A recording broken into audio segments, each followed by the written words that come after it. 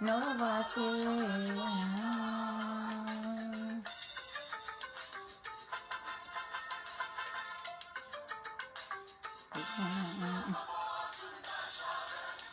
ça pour qu'on change sa femme, venez empêcher le Seigneur.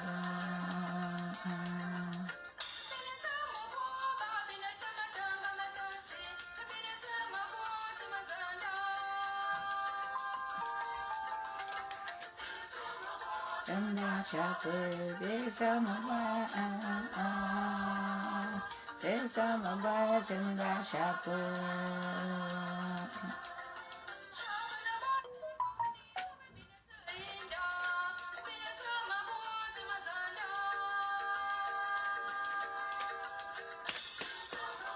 Chanda chakwe, besamaba, chanda chakwe. Besamaba, chanda chakwe.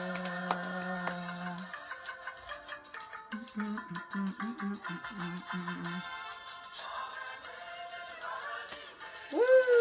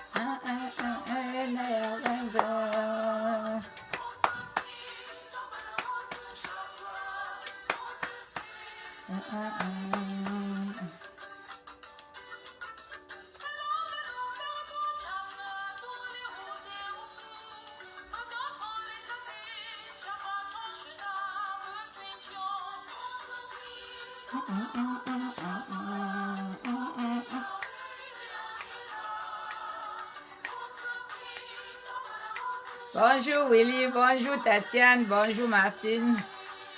Woo! Woo! Yeah, oh, papa.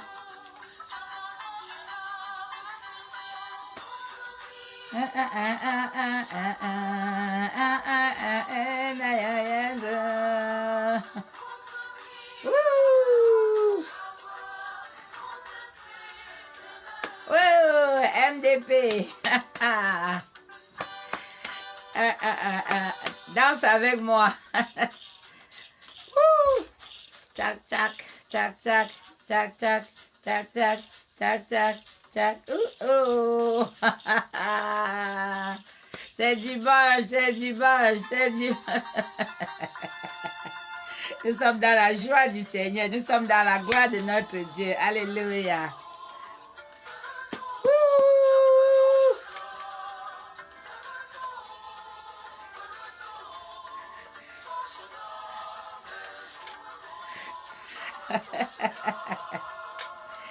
Gloire à Dieu pour ma vie. Gloire à Dieu pour ta vie, toi qui me regardes. Il est notre Dieu. Le roi des rois, le Seigneur des seigneurs. Un Dieu à nul autre pareil. Ouh.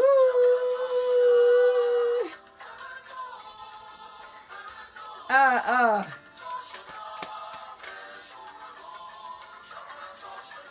Oui, Willy, envoyez le lien dans la maison de la prière. Ya, come, alléluia, alléluia.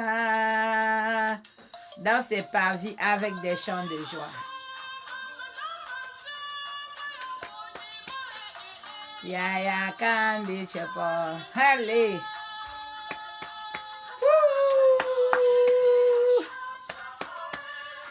Ya, come, Bishop. Ya, come, alléluia, alléluia. Bonjour, Asie.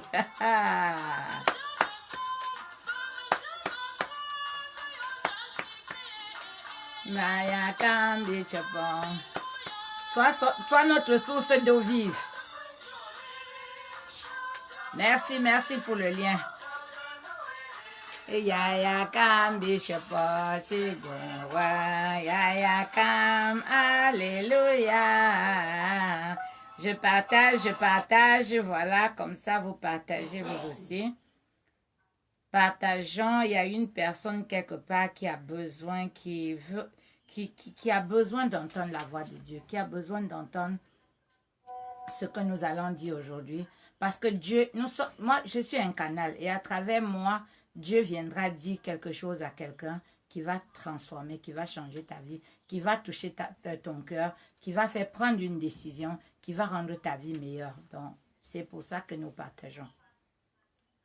Il a dit, faites des disciples jusqu'aux confins de la terre. C'est notre devoir. Donc, nous remplissons notre devoir de chrétiens en faisant des disciples jusqu'aux confins de la terre.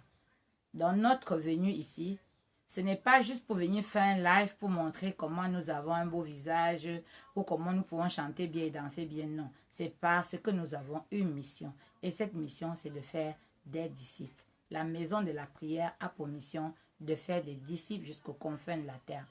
Alléluia. Merci, Elvie. Alléluia. Quand on va dans les parvis de Dieu, on va chez le roi des rois. Et pour aller chez le roi des rois, on met ses plus beaux atouts. On se parle de la sanctification. Et comme d'habitude, la sanctification rend une personne belle. Pas parce que ton physique est beau, mais parce que tu es la lumière du monde. Parce que tu es clair. Parce que quand les gens te regardent, il y a une paix. Il y a quelque chose que tu reflètes. Et cette chose, les personnes voudraient avoir cette chose-là. En te regardant, tu leur communiques cette chose-là. Au nom du Seigneur Jésus-Christ. Amen. Donc, on va partager. Voilà. On va partager, voilà. On va partager.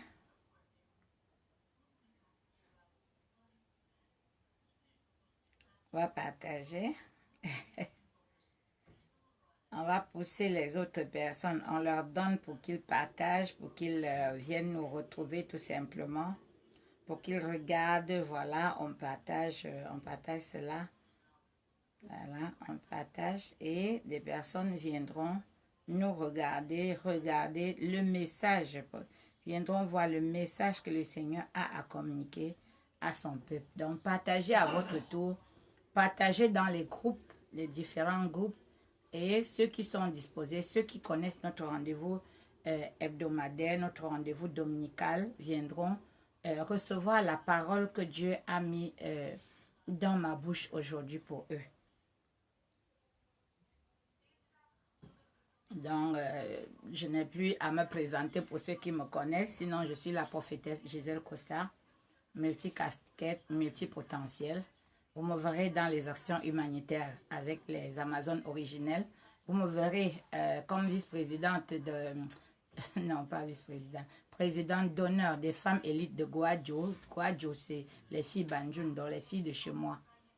En tant qu'une personne que Dieu a mandatée, je me dois d'aller dans les milieux, d'aller là où il y a des personnes, partager la parole, partager mon expérience de la vie, partager, voilà.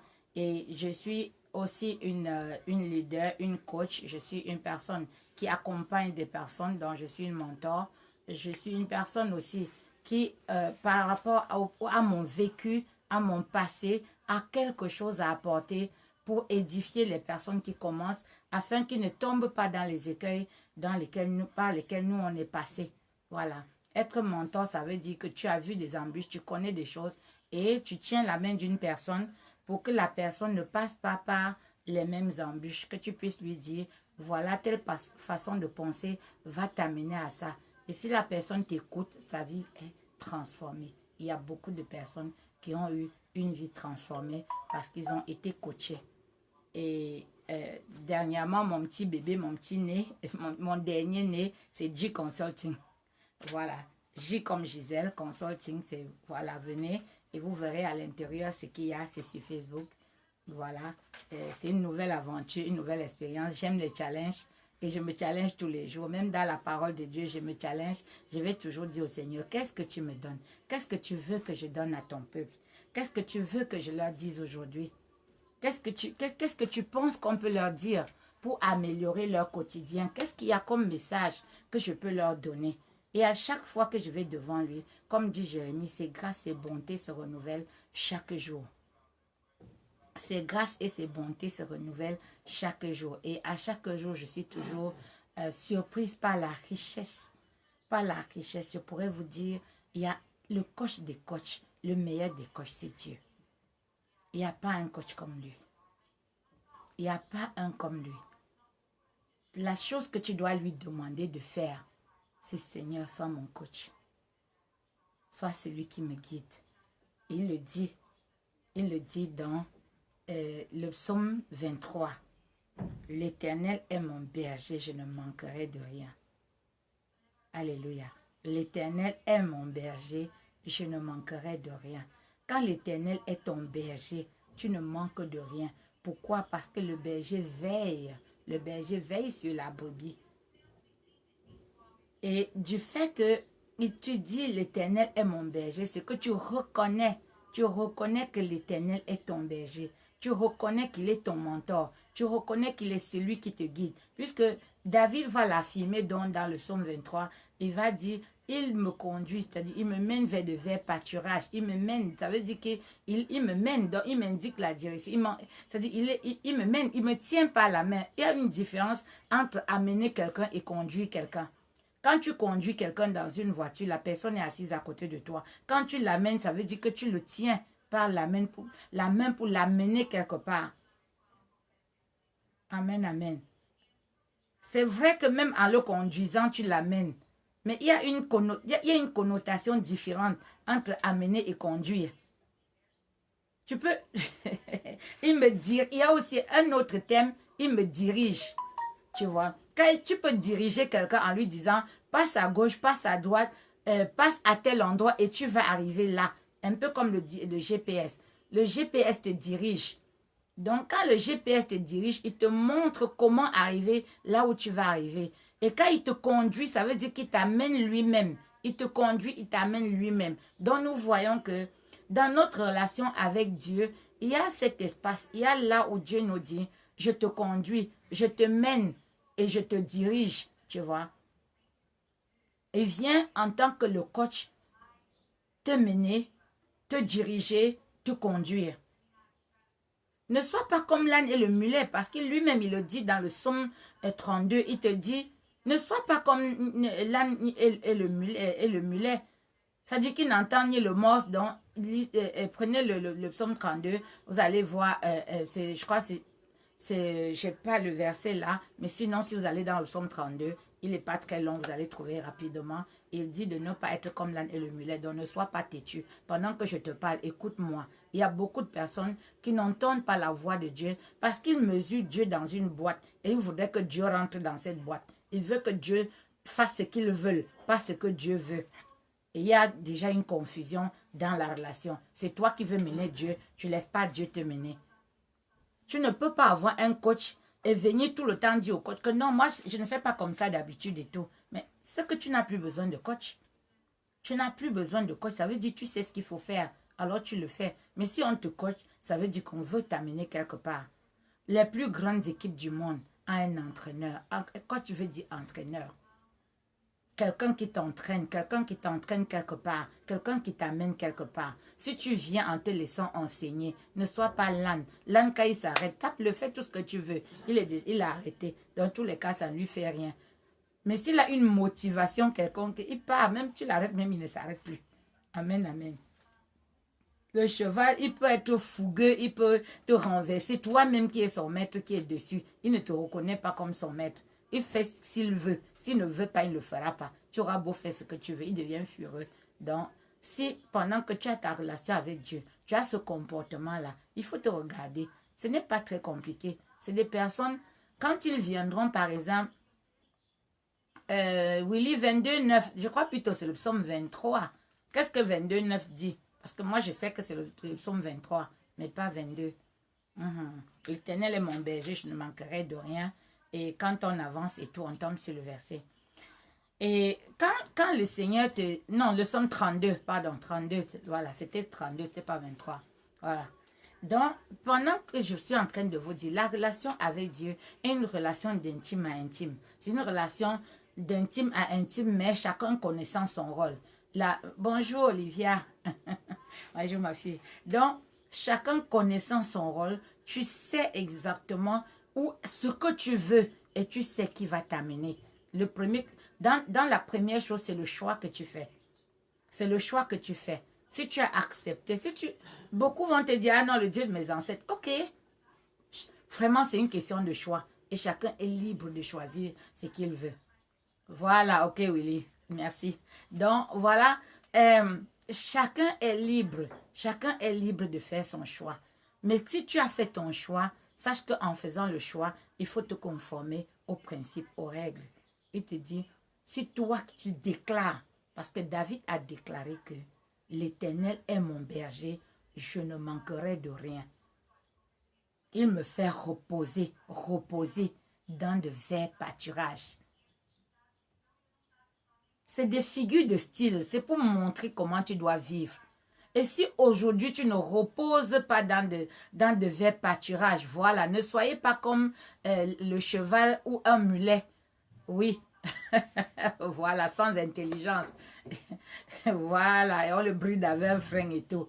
Super, merci Willy, t'es un bon... merci, t'es un bon assistant, vraiment. T'es le meilleur, voilà. Et je le dis ici, c'est pas pour te flatter, mais c'est ce que tu es. Et vraiment, sois béni. On va aller loin. We are going somewhere, comme dit ma fille Auriel Yvette. Voilà.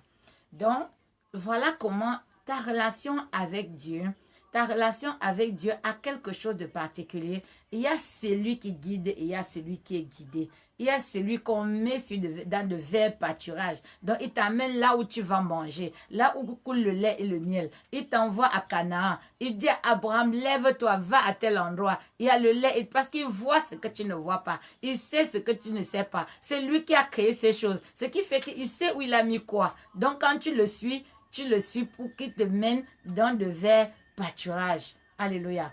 Il te mène dans de verts pâturages. Il restaure ton âme. Amen. Si tu es dans de verts pâturages et que ton âme est triste, tu ne peux pas profiter de verts pâturages. Il fait quoi? Il restaure ton âme. Il restaure ton âme. Il te dirige, oui, à cause de sa justice, oui. À cause de... Ça veut dire que quand je lis ce passage, je dis tout est écrit ici. Tout est ici, là. Tout est ici. Si tu veux comprendre ce que c'est que Dieu, va dans le psaume 23. C'est le psaume le plus récité de la Bible, mais le psaume aussi le moins incompris. Les gens le récitent pour se consoler, mais ils ne savent pas que la puissance est là-dedans, la force est là-dedans. Quand tu proclames que l'Éternel est mon berger, tu fais une affirmation. Tu l'acceptes comme ton sauveur personnel. Tu l'acceptes comme ton Dieu. Tu n'as pas d'autre Dieu ailleurs. Et pendant que tu l'acceptes comme ça, il est ton berger. Tu es la brebis. Mais lui aussi, quelque part, il va dire, mes brebis entendent ma voix et me suivent. Donc, comme il a dit dans le psaume 32, quand tu entends sa voix et tu le suis, tu n'es pas comme l'âne, il ne faut pas être comme l'âne et le mulet. Oui.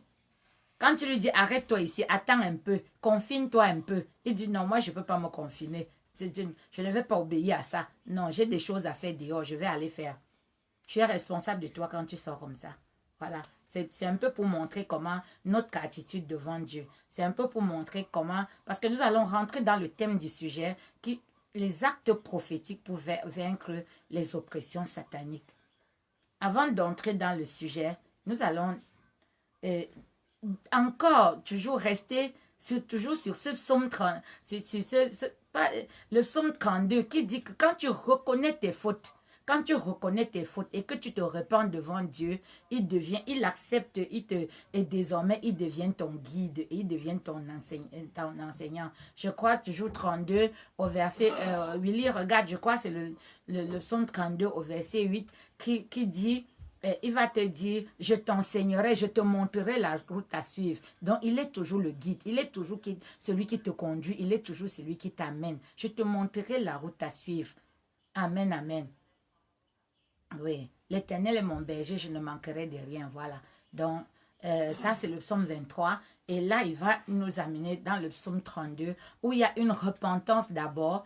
Donc, après la repentance, quand il y a repentance, le Seigneur t'amène donc, il t'amène dans une autre étape. Il te dit, ok, désormais, comme tu as marché seul, tu t'es trompé, moi, je vais te guider maintenant. Je vais t'enseigner. Je vais te montrer la route à suivre. Je vais te montrer comment tu vas faire. Mais ne sois pas têtu, vois. Je t'instruirai, je te montrerai la voie que tu dois suivre. Je te conseillerai, alléluia, alléluia. J'aurai le regard sur toi. J'aurai le regard sur toi. Donc, regardez la relation qu'une personne a avec un Dieu, qu'une personne a avec son coach, le coach personnel, le coach des coachs. Alléluia. Le coach des coachs. Nous cherchons tous à nous coacher dehors. Ici dehors. Nous payons tellement cher pour nous faire coacher. Mais je peux vous dire une chose, qu'il y a un coaching gratuit. Il y a un coaching que tu as. Il suffit de lui demander, Seigneur, sois mon coach. Et il va te montrer ce qu'il me fait voir. Pendant que je suivais des coachings sur Master Business, comme je vous ai dit, mon nouveau bébé, mon challenge maintenant, c'est d'amener des personnes à la connaissance. Parce que le roi des rois dit que nous mourrons faute de connaissance. Alors nous devons acquérir cette connaissance. Et c'est de ça que je parle là maintenant. Et pendant que je suivais ces enseignements, je me suis rendu compte qu'en fait, ils ne me disent que ce que j'ai dans la Bible. Ils ne me disent que ce que le Seigneur me dit. Ne t'inquiète de rien. Alléluia. Quand Dieu me dit, je t'instruirai, je te montrerai la voie que tu dois suivre. Je te conseillerai et j'aurai le regard sur toi. C'est-à-dire qu'il est coach, il est mentor. Alléluia. Il te coach et puis tu fais ce que tu veux. Il te laisse faire. Mais le mentor te suit. C'est-à-dire que c'est d'un bout jusqu'à l'autre. Parce qu'il doit demain, oui, les mentorés savent qui est leur mentor. Ils reconnaissent la voix de leur maître. Ils le suivent. Quand le mentor l'appelle pour dire non, la façon dont tu as fait là, c'est pas bon, recommence, fais pas comme ça. Il dit, ok, d'accord, je recommence et tout. Amen, amen. Voilà, merci Martine. Merci. Là, on est dans le psaume 32 au verset 8. Voilà. Je n'ai pas voulu prendre la Bible et tout. C'est-à-dire que vous m'attaquez à tuer et à dire des versets bibliques parce qu'il ne s'agit pas de ça ici. Il faut que tu aies une autre compréhension. Il faut que tu appliques la Bible, que tu adaptes c'est-à-dire que ta vie à ce que tu apprends. C'est-à-dire tu dois savoir, parce que pour nous, ça n'a pas la même signification. Pour chaque personne, il y a des personnes qui ont besoin d'être coachées, mais il y a des personnes qui ont besoin d'être guidées. Tu vois, il y a des personnes qui ont juste besoin d'être guidées. Ils ont ou même d'être canalisés parce qu'ils ont une grosse énergie et il faut qu'on canalise cette énergie. Le boxeur, on lui dit, quand tu veux frapper à tel endroit, mesure la portée parce que ça peut tuer. Donc, pendant que tu frappes là-bas, frappe de telle manière, fais comme ça et il fait cela. Alléluia. Parce que c'est pas parce que tu es fort que tu peux toujours porter des coups n'importe où. Le karatéka, on va lui dire, écoute, tu as une violence dans ton bras, alors mesure la portée de ton coup pour n'atteindre que l'objectif que tu veux atteindre. Tu veux juste toucher la personne, tu veux juste... Donc, voilà comment le coach des coachs, le Seigneur des seigneurs, nous guide à travers ses enseignements. Il nous dit, allez, comme il dit, ne sois pas comme le cheval, parce que là, dès qu'on a mis le mort, c'est fini, il suit là-haut parce que ça le blesse et il est obligé. Donc, toi, tu n'as pas d'obligation, tu es avec un Dieu. Et Dieu, il n'y a pas plus. C'est vrai qu'il te dit, tu n'auras pas un autre Dieu que moi. Mais il y a des parties où il est très démocrate, où il te donne le choix. S'il n'avait pas donné le choix à Adam et Ève, il n'aurait pas écouté, il n'aurait même pas permis à quelqu'un d'autre de venir leur parler. Mais il leur a donné le choix. Et toi, aujourd'hui, tu as le choix. Amen, alléluia. Tu as le choix. Si tu es sur ce Zoom, si tu regardes ce live après, sois béni. Si tu le regardes maintenant, dis au Seigneur, mon choix c'est toi. Mon choix c'est toi. Il a besoin de savoir que tu as accepté. Il a besoin de savoir que comme dans Jean 1, si tu le reconnais comme, oui, ton sauveur personnel, il te donne le pouvoir de marcher sur le serpent et le scorpion. Il te donne, oui, le pouvoir, oui, de devenir enfant de Dieu. Et que tu n'es plus né de la chair, tu n'es plus né de ton père ni de ta mère physique, mais tu deviens un enfant en esprit. On est enfant de Dieu en esprit. On est enfant de chair pour nos parents, mais on est enfant de Dieu en esprit. Pour qu'il n'y ait pas confusion dans ces termes-là, qu'est-ce que le roi des rois a dit? Il a dit, honore ton père et ta mère. Honore ton père et ta mère. Nous n'avons pas le choix de nos parents. Nous n'avons pas choisi là où nous naissons. Mais nous avons le devoir d'honorer nos pères et nos mères. Nous avons le devoir. Qu'importe qui ils sont, qu'importe ce qu'ils font, qu'importe, oui, j'obéis à un commandement de Dieu. J'honore mon père et ma mère. Alléluia. Alléluia. Je ne vois pas les cœurs. Je ne suis pas en train de voir. C'est-à-dire que Dieu est en train de vous passer des messages. Ce n'est pas moi, je ne suis que la servante. Je ne suis que le canal. Et je ne vois pas la joie parce que je devais voir quelqu'un en train de lui envoyer des cœurs, de lui dire je t'aime Seigneur, je t'aime, je t'aime, je t'aime. Je n'ai pas un autre Dieu que toi. Il n'y a personne d'autre comme toi. Au nom de Jésus. Merci Elvie pour le partage. Merci. Parce que tu partages et ça va aider quelqu'un. Yvonne Kodjou, bonjour. Sois la bienvenue. Sois béni. Que Dieu bénisse tous ceux qui sont sur ce live, à ce rendez-vous. Alléluia. Parce que c'est le rendez-vous avec notre Père. Oui, Lynn, ma petite soeur chérie, sois bénie. Sois bénie. Au nom de Jésus, sois bénie. C'est ma soeur d'une autre mère. C'est ma soeur. Nous avons la même mère. Amen, amen, amen. Alléluia.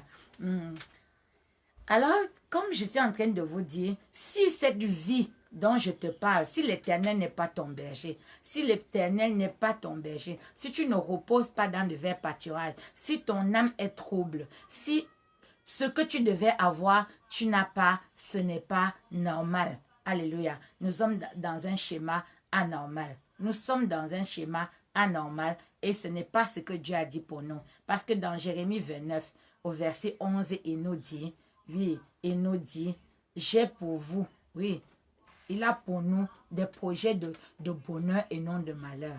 Il a pour nous des projets de bonheur et non de malheur. Si le Seigneur a pour toi des projets de bonheur, s'il a pour toi des projets de bonheur, oui, d'où vient-il que dans ta vie, tu as tellement subi d'échecs que tu as le regard, tu n'oses même plus croire que tu peux réussir.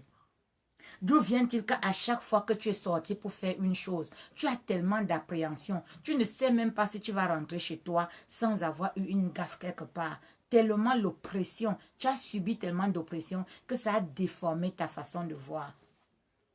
Toi, une femme, tu es belle, tu as fait des études, tu travailles, mais chaque fois que tu entres dans une relation, ton cœur est tellement malmené, que désormais tu as décidé de ne plus aimer. Tu as décidé de mettre ton cœur entre parenthèses. Parce que dès que tu entres dans une relation, tu es matraqué, tu es assommé, tu es détruite. Et on va te dire, tu passes d'homme en homme. Pourquoi? Parce qu'à chaque fois, tu es sincère. Tu penses que c'est la bonne relation. Mais ça te laisse à carreau. C'est à toi que je m'adresse aujourd'hui.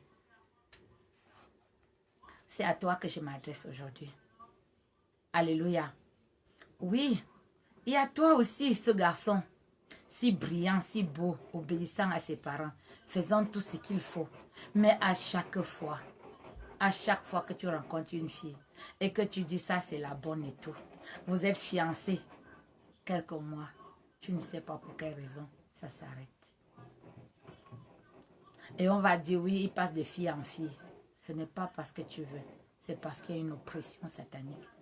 Il y a un obstacle sur ton chemin. Je vous prêche par où je suis passée. Même si tu vas jusqu'à te marier, l'oppression satanique se lève derrière toi. Tu vas même aller jusqu'à concevoir, mais pour avoir ce bébé, tout l'hôpital va savoir qu'il y a une femme qui est venue pour accoucher. Parce que l'enfant ne sortira pas. Parce que même au moment de t'opérer, on ne trouvera pas d'anesthésiste. Parce que même, on t'opère même. On t'opère même. Les gaz là qui sortent, c'est-à-dire que tu es dans une spirale. Tu es dans une spirale. Celui qui est passé par là sait de quoi je parle. Tu es sous une oppression satanique. Le mari là qui t'adorait, qui ne jurait que par toi, qui t'aimait, désormais devient indifférent.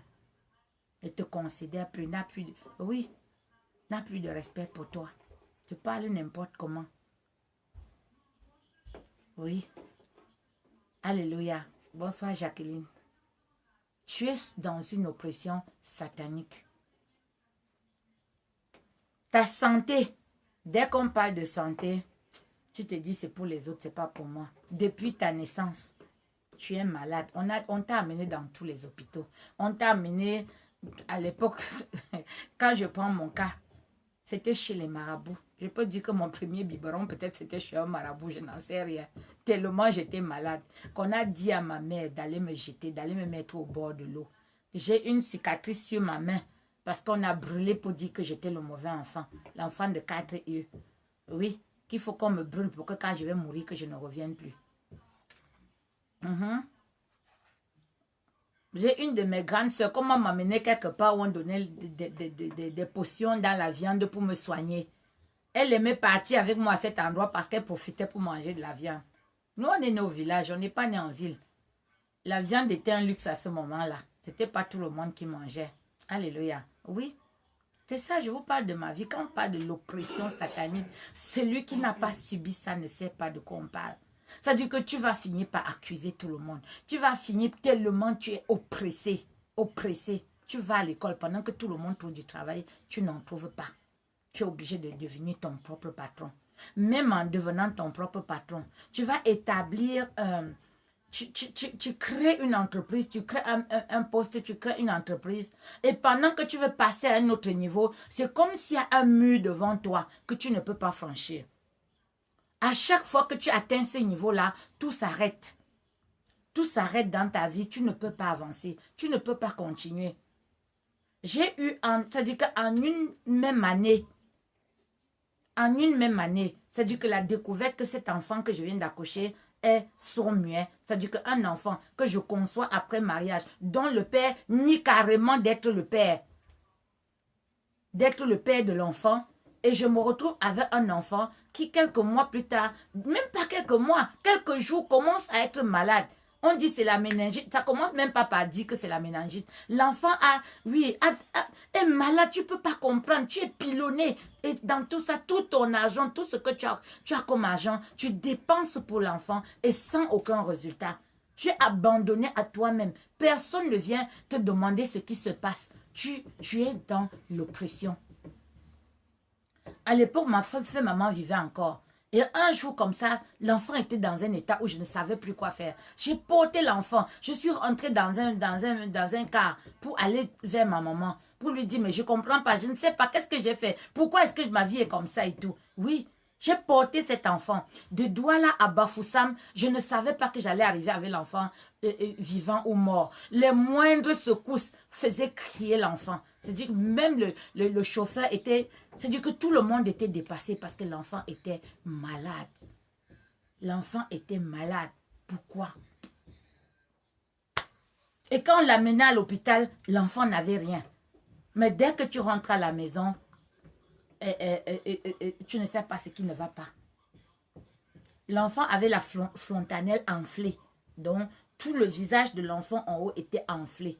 Et ma maman étant soignée par les plantes, donc quand ça m'a dépassé, l'hôpital ne me disait rien et tout, j'ai replié, j'ai dit je m'en vais. Et je n'étais même pas sûre d'arriver avec l'enfant. Et sous cette oppression, je n'avais même pas de quoi payer le transport. C'est-à-dire qu'en payant le car, il ne me restait même pas l'argent de taxi pour arriver chez ma maman. Il n'y avait pas le téléphone maintenant où tu aurais appelé un frère ou soeur, une soeur pour lui dire, écoute, je vais arriver à tel endroit, viens me chercher, ou bien même à la maman, écoute, viens me prendre au cas de transport. Non, c'est le chauffeur qui, ayant vu comment j'étais désespérée, j'étais dépassée, et allait me déposer devant chez ma maman. Quand j'arrive chez la maman, j'ai le bébé en main. Dès que je la vois, j'éclate en larmes, je pleure. Elle me demande, il est mort? Je dis non. Elle me dit, mais et tu pleures quoi? Vous ne savez pas quelle mère j'avais. Elle me demande, mais et tu pleures quoi? Quand je vous raconte, j'ai encore les larmes aux yeux. J'ai encore les larmes aux yeux. L'oppression satanique, quand tu as l'oppression satanique dans ta vie, quel que soit ce que tu fais, les gens arrivent même mais les gens vont t'aider au départ. Mais après, à cause du fait que ça continue, que ça ne s'arrête pas, ce n'est pas leur fardeau. Ce n'est pas leur fardeau, c'est le tien. C'est le tien. Et quand j'arrive avec l'enfant comme ça, elle prend l'enfant et elle regarde l'enfant. Elle me dit, mais il est vivant. Je dis oui. Elle me dit, mais qu'est-ce qui s'est passé? Je dis, je ne sais pas. J'ai amené l'enfant partout. Et rien. L'enfant à la naissance n'avait aucun problème. Il est né à terme. Et c'était une césarienne. Il n'y avait pas de problème, l'enfant. Mais là, je ne sais pas ce qui se passe. Et quand elle prend l'enfant, elle me dit, bon, on va d'abord s'occuper de la fontanelle. Et elle me dit, sur le coup, elle me dit, la fontanelle enflée est la forme la plus dangereuse de fontanelle que je connais. Si cet enfant dort ce soir sans mourir, il vivra. Elle me dit, il y a des fontanelles qui tombent, mais celle qui enfle est la plus dangereuse. Je ne sais pas, oui. Et elle est allée faire un truc avec du piment ou je ne sais pas quoi. Elle a collé sous la langue de l'enfant. Elle a mis sur la tête de l'enfant. Elle a dit, ma fille, tout ce qu'on a fait, c'est de prier et d'attendre. Elle me dit, c'est de prier et d'attendre. Elle tenait, moi, j'étais fatiguée. Elle me dit, tu as mangé. Je dis, je me souviens même plus de la dernière fois où j'ai fait un vrai repas. Je venais d'être opérée. Et à cause du fait que l'enfant était tellement malade, on a dû, c'est-à-dire que les fils se sont détachés. Parce que tu sors de l'hôpital et tu n'as pas le temps de guérir toi-même. Tu es en train de courir d'hôpital en hôpital avec un enfant qui est malade aussi. Donc, tu passes tout ton temps, soit pour l'enfant, soit pour toi. Et j'ai fini par avoir, puisque quand ma maman soigne la fontanelle de l'enfant, l'enfant continue à chauffer très grave. Donc, c'est pour montrer l'oppression. L'oppression, comment Satan agit dans ta vie. Les personnes qui sont sous l'oppression comprennent ce que c'est. Parce que tu vas te marier, tu vas divorcer 2 fois, 3 fois. Il a décidé que tu ne te marieras pas. Tu n'es pas une mauvaise femme, mais tu ne vas pas rester dans le foyer. Et si tu restes, c'est juste parce que tu as décidé que tu es fatigué de divorcer. Tu n'as pas envie d'être dans l'instabilité. Tout simplement. Mais dire que tu éprouves un bonheur dans le mariage, c'est faux.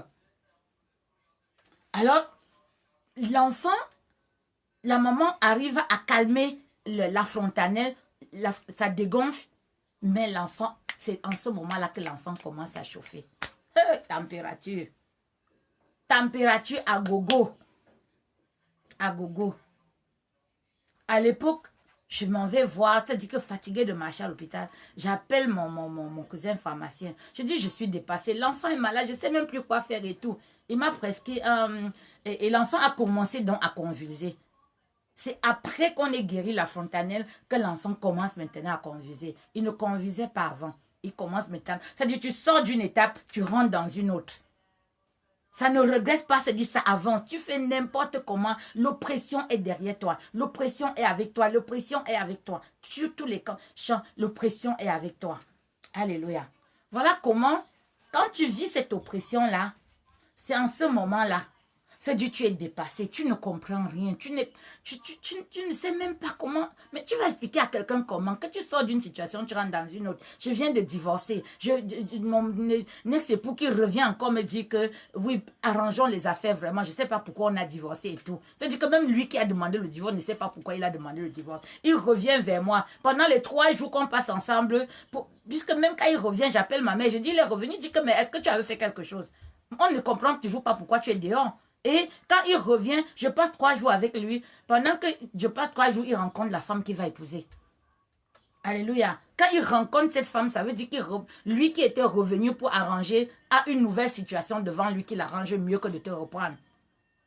Et c'est comme ça que même ta grossesse, il nie pour qu'on ne sache même pas qu'il est revenu avec toi. Voilà l'oppression satanique. Tu vas expliquer ça comment à quelqu'un? Depuis 2 ans, les gens t'aidaient à remonter la pente. Et tu viens leur dire que l'homme qui t'a mis dehors là, qui t'a encore remis un enfant. Allez dire. Alléluia. Allez dire, raconte ça à quelqu'un. Qui va te croire, qui te comprend? L'oppression satanique dans ta vie va te pousser. Tu dis que à tel point que tu vas dire, mieux je meurs. Mieux je meurs parce que là, je n'accepte cette vie-là, non. Je n'ai pas passé toutes mes années sur les bancs. Je ne suis pas une paresseuse. Je ne suis pas une femme laide. Je ne peux venir vivre ce genre de vie. Qu'est-ce que j'ai? Oui. Amen, amen. Parce que vous traversez ça aujourd'hui sans savoir. Vous êtes dans cette oppression et vous avez l'impression que ça va s'arranger demain. Ça va s'arranger. Plus vous cherchez des solutions, plus il y a une aggravation dans le cas. Et tu ne sais même pas où te mettre. Tu ne sais pas quoi faire. Voilà comment je me retrouve avec cet enfant à qui les températures 40, et je vois comment ma maman est en train de se battre et je dis non, ce n'est plus ton fardeau. Une semaine après, j'ai repris confiance, j'ai repris courage. Je lui dis bon, moi je rentre à Douala avec cet enfant, je vais l'amener à l'hôpital général. Si on n'a pas de solution pour lui, je ne sais pas quoi faire, c'est tout. Et je reviens. Voyant comment c'est dit quand je reviens chez moi. Pendant que je pars avec l'enfant comme ça, il n'y a même plus d'argent pour payer l'électricité. Quand j'arrive à la maison, même pour donner le lait à l'enfant, je n'ai même pas de quoi chauffer le biberon parce qu'on a coupé la lumière. Parce qu'on a coupé la lumière. C'est la première fois que j'ai expérimenté de donner un biberon froid à l'enfant. Je n'avais pas de possibilité de faire autrement. J'ai donné un biberon froid à l'enfant. J'ai dit voilà, si ça va, ce n'est pas plus grave que ce que tu es en train de subir. C'est tout ce que je peux. Je peux t'acheter le lait, je peux t'acheter de l'eau, mais je ne peux pas, je n'ai pas d'argent pour aller payer la sonnelle dans la nuit là où je suis arrivée, au point d'avoir l'électricité le même jour. Et c'est comme ça que je commence à me résigner. C'est-à-dire que tu es résigné. Tu commences à te résigner. Des choses que tu n'avais jamais vues, tu commences à faire. Tu es dans la résignation. Tu es dans la résignation. Cet enfant qui, malade, c'est-à-dire que j'ai fermé mon orgueil. J'ai avalé mon orgueil. Puisque l'homme ayant dit que ce n'est pas son enfant. Même quand j'accouche l'enfant, parce que ma soeur est allée lui parler, il l'a donné des petits sous comme si on donnait à une... sans prendre pas. Il était sur sa nouvelle relation. Il n'était plus avec moi. Il avait son magistrat à épouser. Donc, moi, c'était terminé pour moi. Là, l'histoire était déjà réglée. Voilà. Voilà comment j'avale mon orgueil et je porte l'enfant pour amener devant lui. Pour lui dire, s'il te plaît, même si je t'ai fait n'importe quoi, pardonne-moi, mais aide-moi à sauver cet enfant. Il me regarde comme ça, il me dit, bon. Parce que c'est mieux quand j'amène l'enfant là-bas. Ce n'est même pas parce que je me levais pour amener l'enfant là-bas. C'est parce que l'enfant a convulsé encore et je ne savais pas quoi faire. Je suis sortie les pieds nus. Je n'avais même pas de soutien sur moi. J'avais l'enfant en main qui convulsait. Le taxi qui m'a porté m'a amené chez tous les médecins. Partout, il n'y avait pas de médecin. C'était la nuit. Je suis allée chez un médecin qui était réputé recevoir chez lui. Il dit que non, amène l'enfant à la clinique. L'enfant est en train de convulser. Je vais à la clinique. À la clinique, on me dit que non, va chez lui, il est chez lui. Donc, je suis là avec l'enfant, je ne sais pas quoi faire. J'amène dans un hôpital, l'enfant en train de convulser. Attendez, mais vous ne voyez pas qu'il y a d'autres gens avant vous avec un enfant qui convulse. Tout ce que je veux, c'est qu'on arrête sa convulsion, qu'on me soulage de cet enfant qui est en train de se secouer et tout, et que j'ai l'impression qu'il va mourir d'un moment à l'autre. Je n'ai pas de solution. Et là, de marcher comme ça, je m'en vais me coucher à ses pieds. Je m'en vais me coucher à ses pieds que pardon, même si je t'ai fait quoi, sauve cet enfant. Même s'il n'est pas de toi, même si tu dis qu'il n'est pas de toi, et que étant la mère de tes enfants, j'ai fait un enfant avec quelqu'un d'autre et viens, je te dis que sauve le petit frère de tes enfants. Alléluia, oui. Sauve le petit frère de tes enfants. Appelle, tu as le pouvoir d'appeler un médecin dans la nuit, on le voit. Tu as le pouvoir de faire cela. Tu les connais, ce sont... Oui. Parce que dans le mariage, j'avais un standing. Je n'étais pas l'épouse de n'importe qui.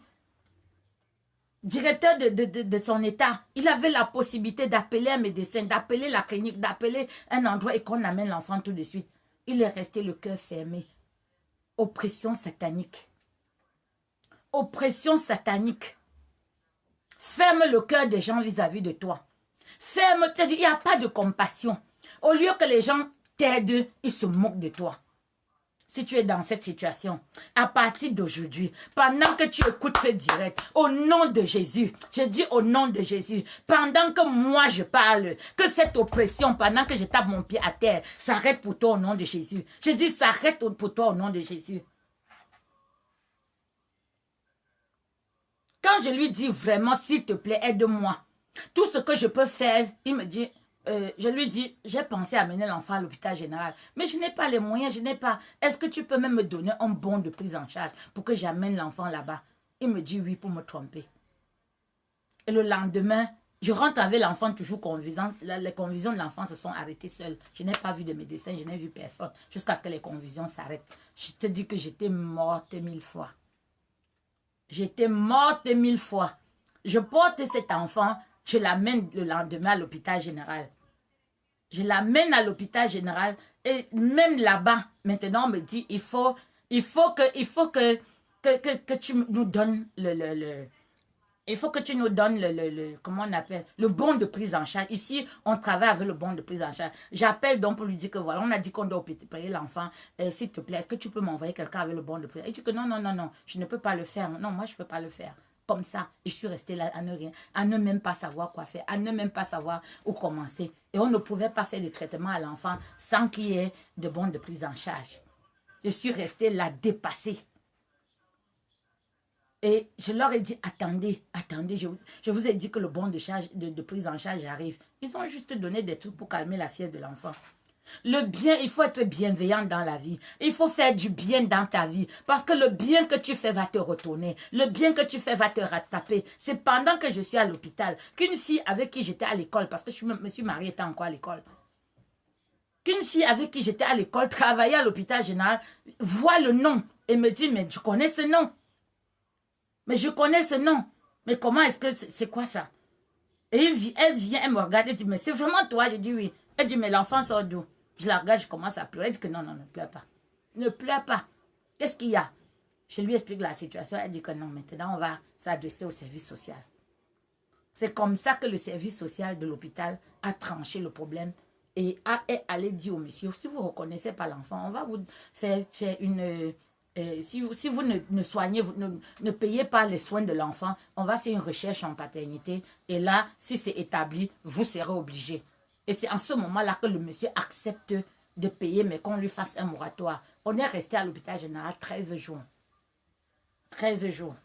Il était obligé de payer, mais quand je suis sortie de l'hôpital, j'étais brisée complètement. Je ne comprenais pas la méchanceté humaine.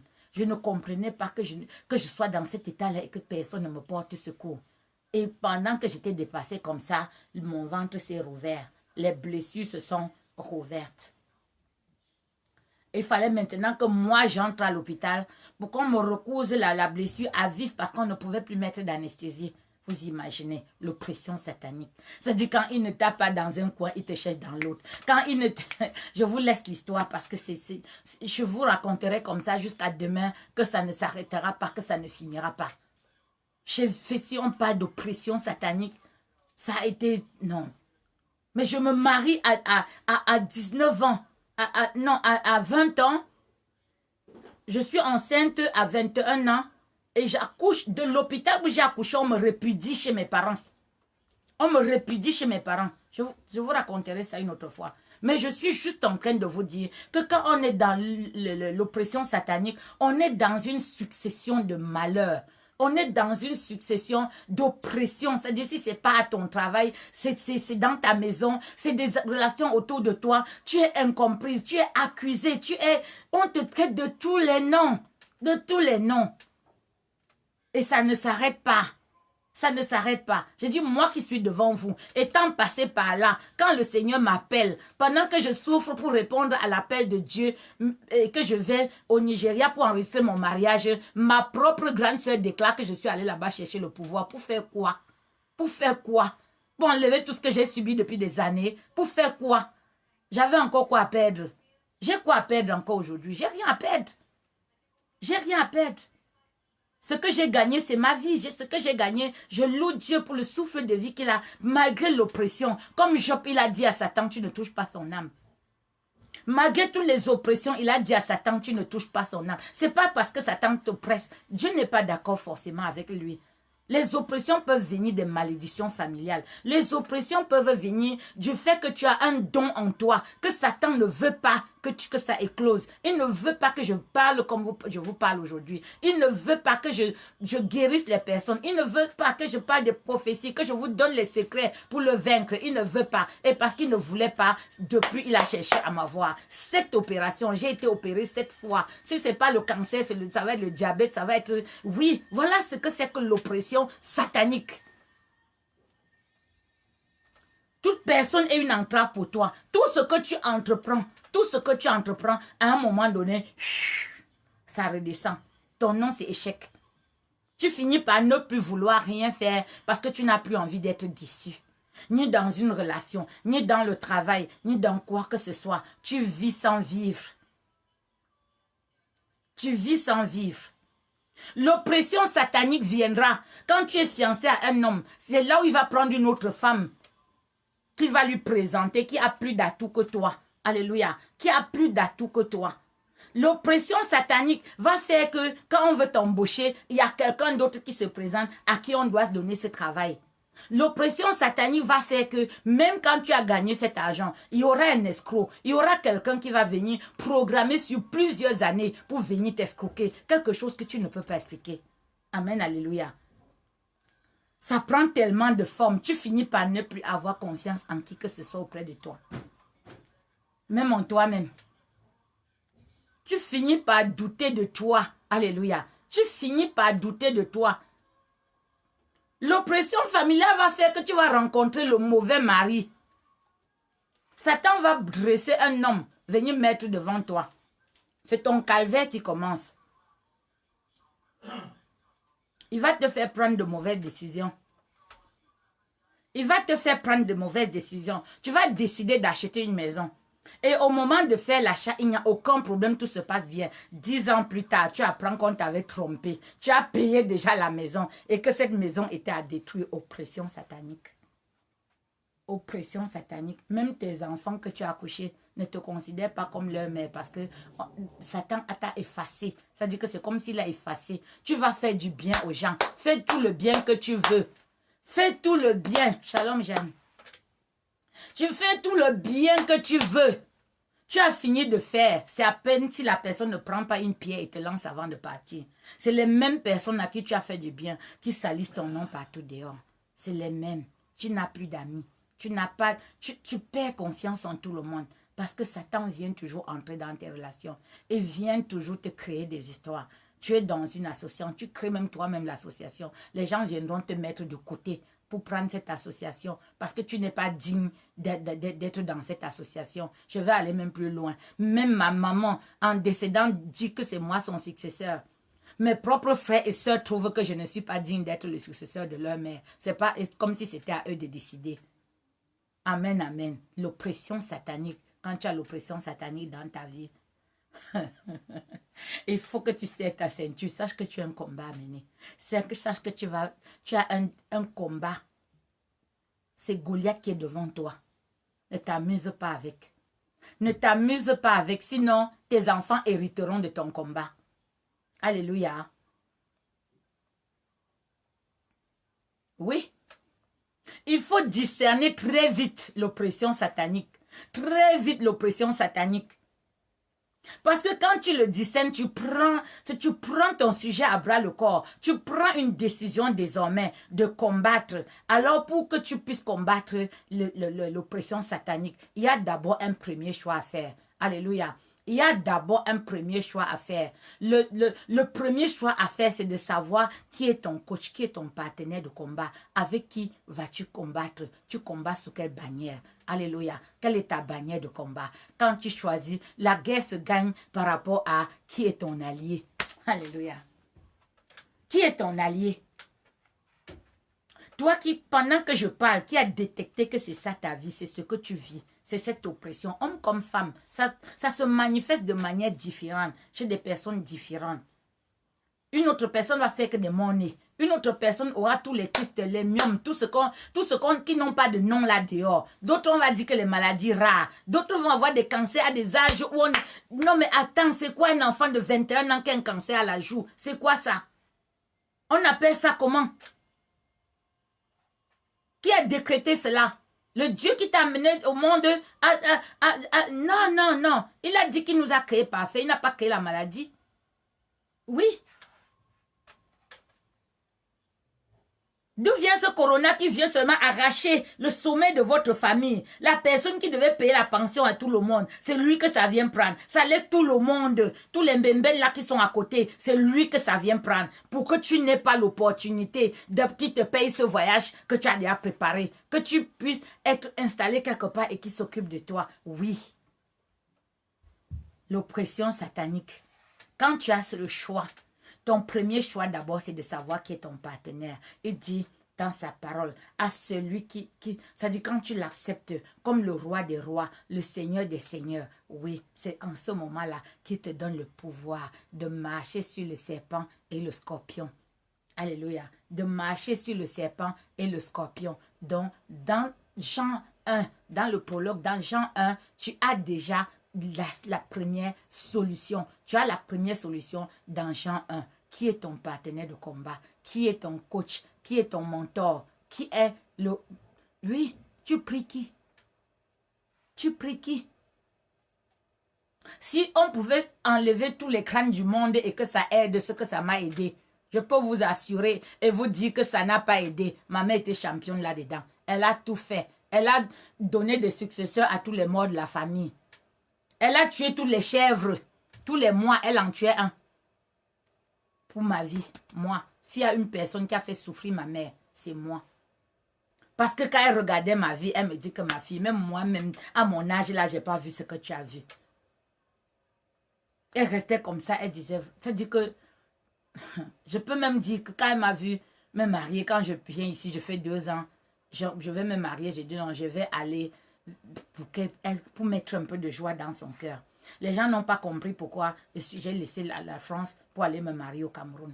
C'était pour faire honneur à ma mère. C'était pour l'honorer par rapport à tout ce qu'elle a souffert, par rapport aux péripéties que j'ai vécues et tout. Les vols, tu crées une entreprise, pendant que tu vas avancer la nuit, les bandits viennent tout porter. Tu loues une maison, tu essayes de charger, les bandits viennent tout porter. Non, c'était... j'en ris aujourd'hui, mais je vous dis, c'est pour dédramatiser, ça ne fait rire personne. Tu finis par te dire, mais Seigneur, prends-moi, c'est quoi cette vie? Tu es belle, tu as tout ce qu'il faut, les bonnes proportions. Mais quand un homme vient te parler, c'est juste qu'il a envie de toi. Et quand il a envie de toi, il est même prêt même à aller même plus loin, même à t'aider. Mais 3 semaines plus tard, c'est comme si on t'effaçait de sa tête. Toi qui as, c'est-à-dire qui te dit, ah enfin, tu appelles la personne, ah bon, j'ai pas le temps. Donc, il commence à repousser, tu sens déjà que ça a cuit, que c'est gâté, c'est mort. Toutes les larmes de ta vie ne suffisent pas pour pleurer ces situations. Et tu te retrouves dans ces situations où on va t'accuser de ci, de ça. Il y aura toujours des situations de scandale dans ta vie. Tellement de scandales que tu finis par te dire, mais moi je fais quoi pour vivre tout ça? Même tu t'enfermes dans la maison, on vient te trouver avec le scandale. Un jour, j'ai demandé à ma soeur, mais est-ce que je fréquente les gens? Est-ce que je vais chez les gens? Mais si je suis n'importe où, on va venir me trouver. Et on va venir me trouver. Et après, on va fabriquer une histoire sur moi. Et vous croyez, parce que vous me voyez avec ces personnes-là, je ne peux plus me défendre. Croyez ce que vous voulez. Maintenant, j'ai fini de me défendre. Je ne me défends plus. Je ne me défends plus. Donc, quand tu reconnais l'Éternel comme ton sauveur personnel, quand tu reconnais Dieu comme le seul dans ta vie, l'unique, et que toute autre procédure ne marche pas, tu reconnais que c'est la seule procédure qui marche, tu commences déjà à entrer, c'est-à-dire que à recevoir le don d'être enfant de Dieu. Être un enfant de Dieu, c'est un don. C'est lui qui te donne d'être son enfant. Tu fais le choix, mais c'est lui qui te donne. Amen, alléluia. Il dit, il te donne le pouvoir de devenir enfant de Dieu. Tu n'es plus né ni de la chair ni du sang, mais tu nais de l'esprit. Tu nais maintenant de l'esprit. Et quand tu nais de l'esprit, ça veut dire que ton Père étant esprit, il va combattre les esprits qui viennent te combattre. Même dans le ministère où je suis, l'oppression satanique ne se fatigue pas. Il a dit qu'il ne donne. C'est-à-dire que Satan rôde. Il rôde comme un lion. Il cherche une proie à dévorer. Et dès que Dieu a mis des dons en toi, tu deviens la proie de Satan. Job est devenu la proie de Satan parce qu'il était fidèle à Dieu. Mais dès le moment où où Dieu a mis que c'est ma prophétesse, elle sera ma prophétesse. On ne devient pas prophétesse, on est prophétesse. On peut avoir des paroles de prophétie, on peut. Je ne connais pas l'imposition des mains qui rend quelqu'un prophète, parce que c'est une autre chose. Ce n'est pas un pasteur ou un prêtre qui pose la main sur toi pour te rendre prophète. C'est ta relation avec Dieu qui fait de toi un prophète. Ça ne se crée pas, ça ne s'invente pas. Les gens vont aller chercher peut-être des subterfuges, vont aller créer du... Mais tu verras plutôt ou tard que ce sera des palliatifs. Parce qu'on reconnaît un arbre par ses fruits. On reconnaît un arbre par ses fruits. Ce n'est pas parce que c'est trop vert et tout. Le figuier a été maudit parce qu'il était tout vert et tout. Mais il n'avait pas de fruits. Alléluia. Alléluia. Donc, toi qui acceptes le Seigneur comme ton sauveur personnel, tu deviens donc enfant de Dieu. Ça veut dire que tu hérites d'une autre nature. En héritant d'une autre nature, Dieu va maintenant, ça veut dire que les malédictions, tu vas travailler maintenant sur ta délivrance. Je suis passé par la délivrance. Je suis passé par beaucoup de délivrance. Parce que pendant que tu es sous l'oppression, c'est comme ça que les couches de nuit, ce que nous appelons mari de nuit, tu as ça. C'est comme ça que tu deviens la proie de tous les hommes. Parce que tu as un esprit sur toi qui séduit les hommes.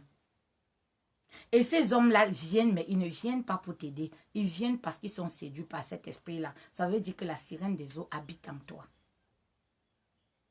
Elle habite en toi. Et la sirène des eaux vient pourquoi? Surtout quand la famille est polygamique. Quand derrière ton père a épousé plusieurs femmes, il y a un esprit de jalousie qui s'installe. Et c'est une porte ouverte à l'esprit de Mami Wata, de l'esprit des eaux. Parce que quand tu es oppressé, il n'y a pas un oppresseur plus grave que l'esprit des eaux, le Léviathan.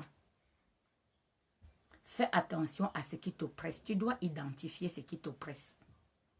Quand tu identifies ce qui t'oppresse, tu dois savoir quelles armes tu dois utiliser désormais pour combattre ce qui t'oppresse. Il y a des personnes, c'est l'esprit de crocodile. En fait, le Léviathan, c'est le crocodile. Si tu veux savoir, il faut aller dans Job au verset 41. Je crois que c'est au verset 41, où le Seigneur dit, c'est moi qui l'ai créé. C'est moi qui l'ai créé. Personne ne peut le vaincre. Il n'y a que moi qui peux le vaincre. Alors, si tu veux, passe ton temps à lutter contre le Léviathan. C'est seul le Seigneur a la clé pour lutter contre le Léviathan. Seul le Seigneur. Tu peux l'affaiblir, tu peux, dans beaucoup de prières, dans beaucoup de délivrances, l'affaiblir. Mais si tu n'as pas les clés pour le délivrer, pour te délivrer de lui, tu ne peux pas. Parce que seul le Seigneur a les clés. Il a dit qu'il n'a peur de personne. Le Léviathan n'a peur de personne. Vous avez vu le crocodile. Est-ce que quand le crocodile voit un homme, il fuit? Non, il ne fuit pas. Au contraire, il te chasse. Combien de personnes ont survécu à une attaque du crocodile? Alors, s'il y a un esprit qui te perturbe, s'il y a un esprit qui est dans ta vie, imagine alors. Imagine à qui tu as affaire. Il n'a pas peur de toi. Il n'a pas peur. Amen, alléluia. Il n'a pas peur. Il faut identifier ce qui t'oppresse. Il y a les personnes qui ont, surtout les personnes qui vont faire des libations sur les crânes. Quand tu vas dans un lieu de mort, l'esprit qui te suit, c'est l'esprit de mort. Tu as fait ton truc en toute innocence. Tu n'as pas fait pour faire du mal à quelqu'un. Tu as fait parce que dans ta coutume, on le fait. Mais sache que quand tu vas dans les lieux de sépulcre, ceux qui habitent là-bas, ils sont en esprit, ils te suivent. Et désormais, tu es oppressé aussi par l'esprit de mort. Et quand tu es oppressé par l'esprit de mort, tu vas dormir et tu vas te sentir phagocyté, attaqué par un démon et tu ne pourras pas lutter. Même la personne qui est à côté, généralement, il ne t'attaque même pas quand tu dors profondément. Même en journée, tu peux somnoler comme ça, il t'attaque. Tu gémis, tu veux crier Jésus, ça ne sort pas de ta bouche. Ça ne sort pas de ta bouche. Oui. Alléluia. Oui. Tous ceux qui vont sur les lieux, parce que si tu vas dans le fou de Gadara habitait où? Dans les sépulcres. Parce que les esprits le menaient là-bas.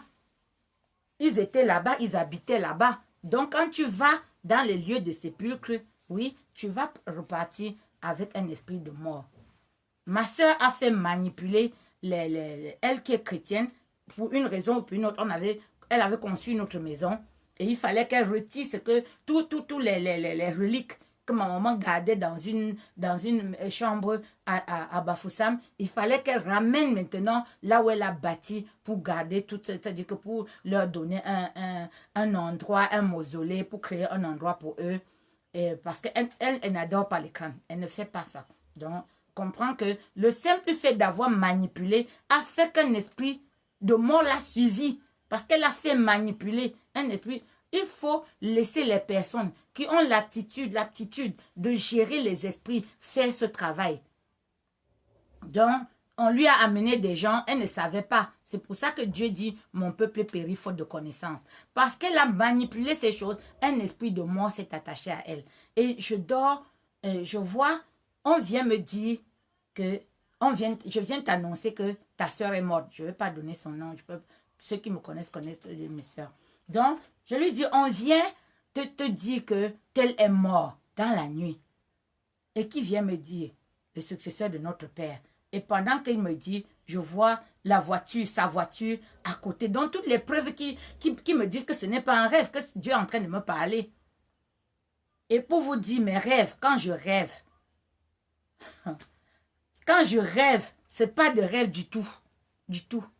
Hier, dans la nuit, j'ai rêvé qu'un livreur est venu à ma porte livrer quelque chose. J'étais étonnée parce que par cette temps-ci, on ne reçoit personne dans la maison. Mon époux est quelqu'un qui est à risque, donc je ne reçois personne chez moi. Et quelqu'un vient toquer à ma porte et me donne un paquet.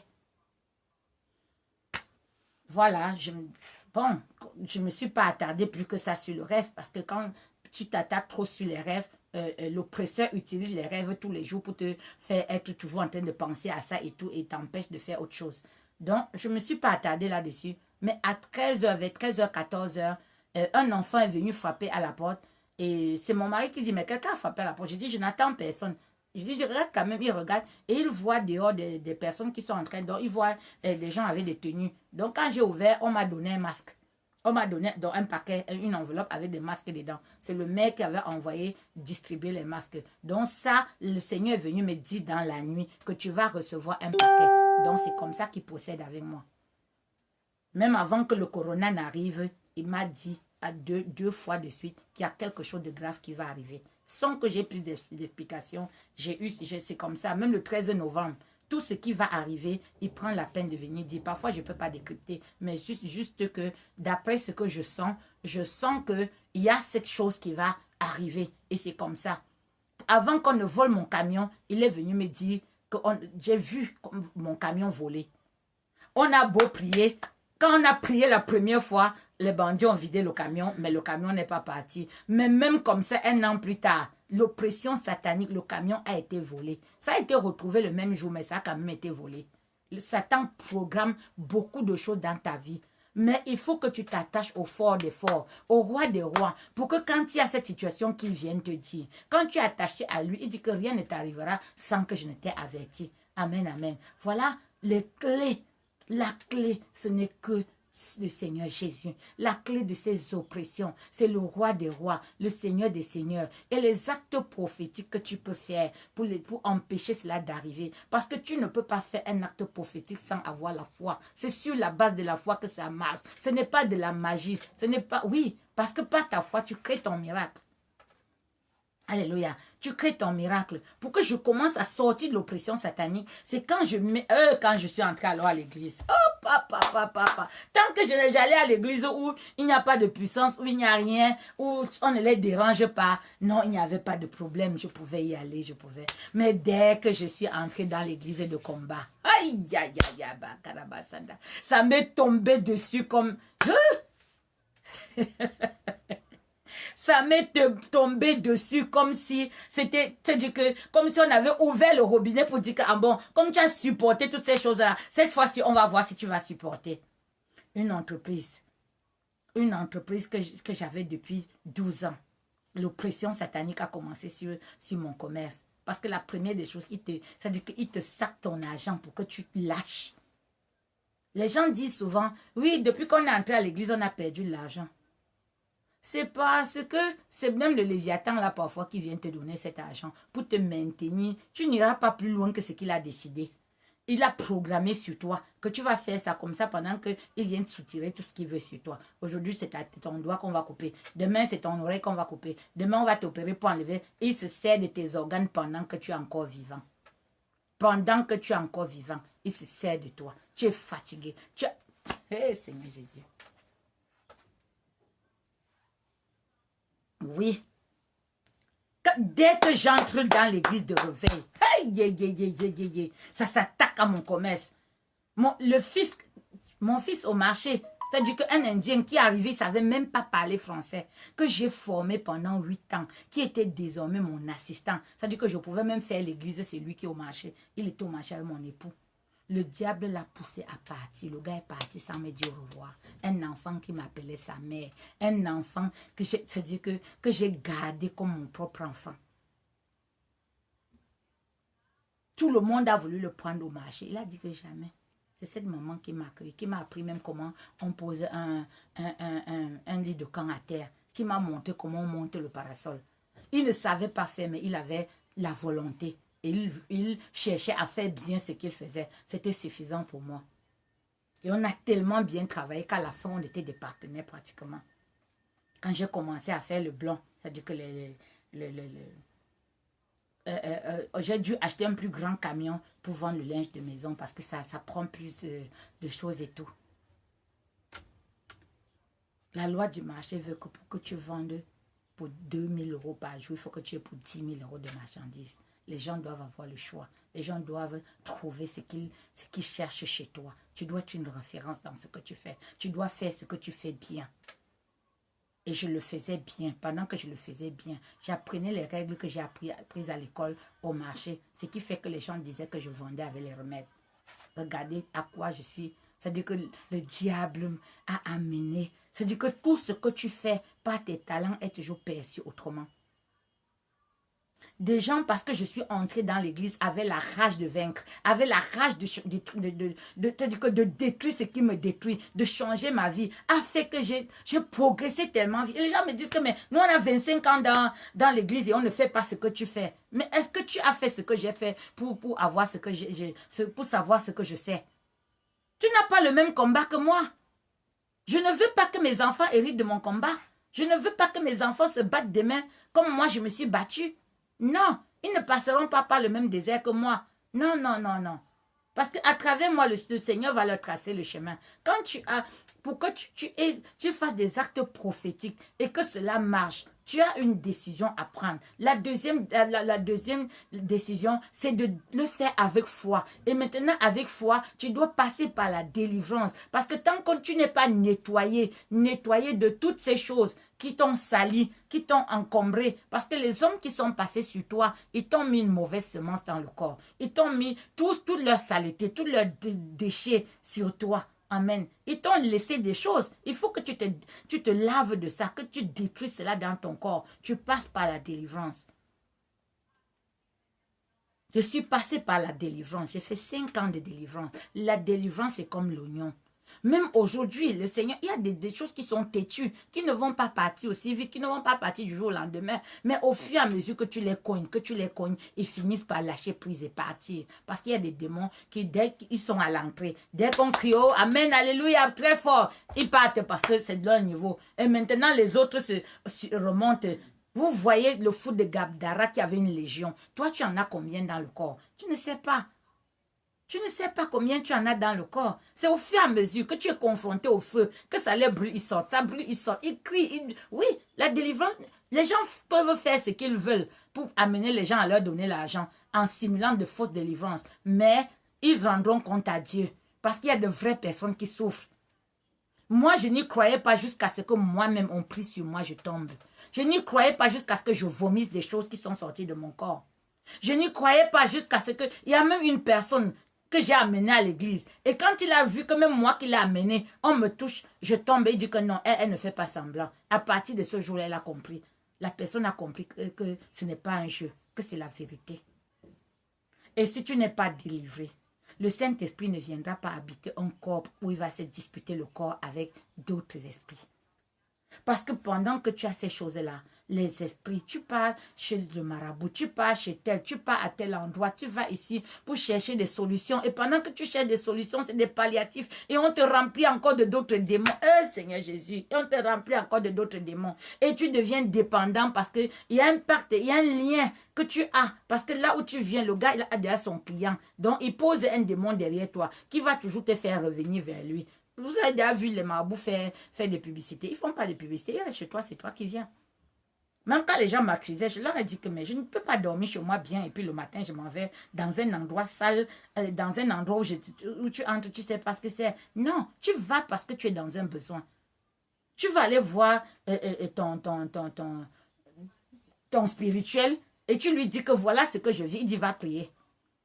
Va prier, mais tu as quelle direction pour prier? Tu sais qu'on prie comment? Tu sais que qu'est-ce qui t'attaque et tout. Mais dès le jour où j'ai commencé à discerner, à chercher ce qui m'oppressait et à trouver la solution, j'ai su comment prier. Alléluia. Je prends l'épée de... Hey, yeah, yeah, yeah, yeah, yeah, yeah. Dans Ephésiens 6, on dit revêt-toi de toute la mûre. Oui. Je me coiffe du casque du salut. Oui. Ma ceinture de vérité. Le glaive de la parole.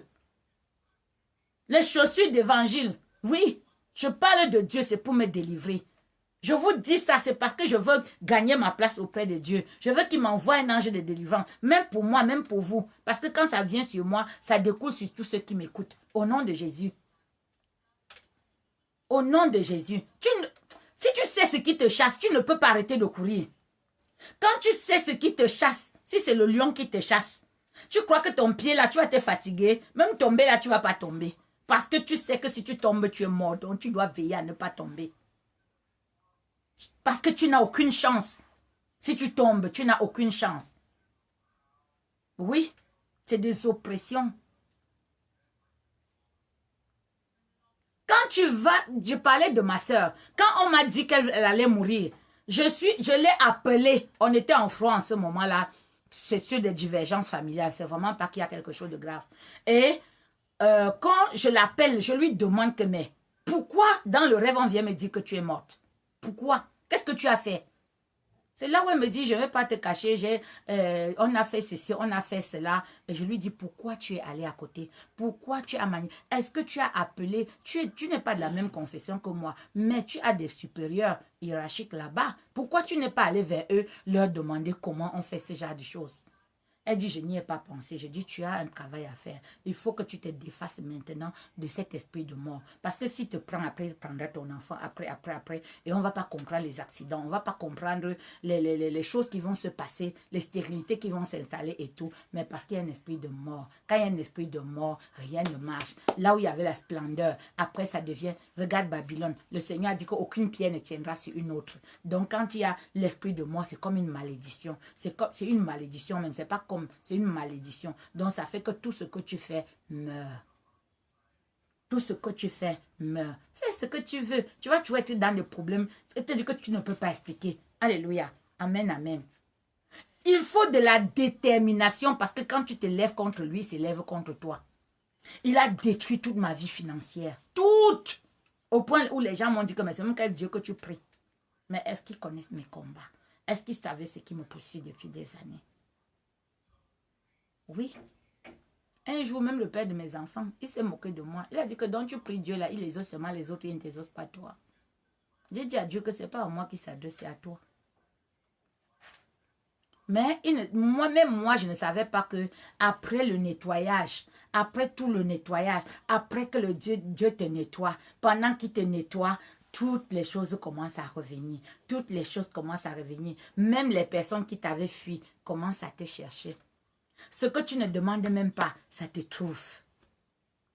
Tu entres dans une sérénité. Tu entres dans une sérénité. Pourquoi? Parce que l'oppression qu'il y avait derrière toi, parce que l'oppression satanique, tu commences à lui mettre le pied sur la tête. Tu commences à lui mettre le pied sur le cou. Tu commences à lui parler. Il y a une prêche que j'ai beaucoup aimée. Dans YouTube. C'est une femme, je ne sais pas, je ne peux pas vous dire, mais c'est une femme qui ouvre sa maison, qui dit à Satan qu'à partir d'aujourd'hui, tu sors de ma maison parce que ma maison n'est pas ta maison. Et en partant, ramasse tout ce que tu as déposé et ne reviens plus jouer ici. Tu dois être offensive. Ce n'est pas un jeu. Ce n'est pas... Si tu ne l'as pas, il va t'avoir. C'est une guerre à mort. Et il ne veut pas que ton corps, il veut ton âme. Il veut ton âme. Quand j'ai compris que c'est mon âme que le malin voulait, j'ai compris pourquoi. Parce que tant d'opérations, tant d'oppressions, tout ça, et je ne meurs pas. Je dis, mais ça veut dire que j'ai une grâce particulière devant Dieu. Ça veut dire que cette oppression, c'est sur mes biens, c'est sur mon corps. Mais mon âme, il n'a pas le droit. Dès le jour où j'ai réalisé ça, j'ai dit que Satan, toi et moi. Hey! Toi et moi, on va danser le tcha-tcha. Tous les actes prophétiques de la Bible là, on dit que le sel, Élisée a utilisé le sel, je dis que j'utilise le sel. On dit que l'eau, je dis que j'utilise l'eau. On dit que l'huile, j'utilise l'huile. J'ai dit que mon combat avec toi, c'est un combat à mort. Tu ne mourras pas, tu n'entreras pas dans la vie de mes enfants. Tu ne viendras plus m'oppresser. Oui, parce qu'à partir d'aujourd'hui, je trace un trait. Tu es de l'autre côté et moi de l'autre côté. Tu ne viendras plus jouer dans mes parvis. Amen, amen. Et ayant déterminé ça, les dons qui sont en moi ont commencé à sortir. Et j'ai commencé à prier et les gens tombaient. Moi, quand on priait, je tombais. Je commence à faire que ma prière offensive comme je le fais. Et les gens, quand la première personne, quand elle tombe, moi je fuis. C'était la cellule de prière ici à la maison. Quand quelqu'un, la personne est tombée, moi-même j'ai fui. Après j'ai dit, mais je fuis pourquoi? J'ai quand même le pouvoir. Amen. J'ai le pouvoir de marcher sur le serpent et le scorpion. Comment moi je vais fuir? Et je reviens maintenant. Je fais aussi ce que je vois les pasteurs faire. Je dis, tu sors de ce corps. Au nom de Jésus. Tu vois, le dit, se débat par terre. Il crie, il dit que non, laisse-moi. Il commence maintenant à parler. Je dis, ah bon, oui, comment tu t'appelles-tu? C'est comme ça qu'il te donne le nom. C'est comme ça qu'il te dit ce qu'il a fait dans le corps. C'est comme ça, quand tu les entends parler, tu as froid au dos. Il y a un qui dit que, oui, j'ai pris son travail. J'ai pris sa chance. J'ai pris son étoile. D'ailleurs, elle ne va pas avoir d'enfant. Une était ici. Le démon me dit que comme tu insistes pour la délivrer, je vais tuer son père. Je lui ai dit que dans le royaume de qui? Et tu oses ouvrir ta bouche. Sois maudit à partir de maintenant. Aïe, va dans les lieux arides. Maintenant. L'autorité. Le diable n'a pas peur des prières. Quand tu es sous une oppression satanique,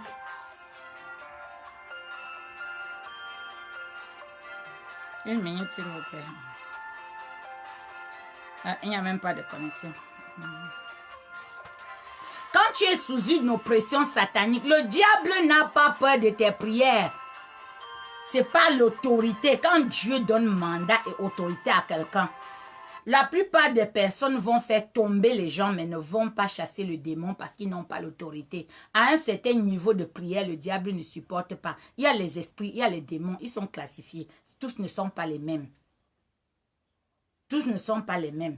Quand je suis dans la maison de la prière, je vais plus loin avec mes enfants. Mais là, je m'arrête là. Ils ne sont pas de la même, c'est pas la même chose. Il faut avoir le discernement. Quand tu connais quelle est la nature de l'esprit qui agit, tu sais aussi comment tu vas le combattre. Parce que Dieu donne une arme spécifique pour chaque esprit. Il y a une arme spécifique. Mais au-delà de ça déjà, il y a les actes prophétiques. Utilise l'eau, utilise le sel. Les gens vont venir contester tout ça. Mais qu'en savent-ils? Qu'en savent-ils? Dans Ézéchiel 16, le Seigneur demande que tu es né de père amorien et de mère essienne. C'est-à-dire que la malédiction de Canaan et la malédiction de tel côté sont sur toi. Il demande que est-ce qu'on a coupé ton cordon ombilical? Oui. Pourtant, tu n'es plus relié à ta mère. Ça veut dire que le cordon a été oublié, mais est-ce que spirituellement, on l'a coupé? Il te demande que est-ce qu'on t'a frotté avec le sel? Est-ce qu'on t'a lavé avec de l'eau pure? Ce n'est pas Paul qui parle, ce n'est pas Pierre, c'est Dieu qui parle. C'est l'Éternel qui parle. La délivrance n'est pas... Oui, il demande est-ce qu'on t'a délivré? En clair, est-ce qu'on t'a délivré? Est-ce qu'on t'a lavé avec de l'eau pure? Est-ce qu'on t'a émailloté?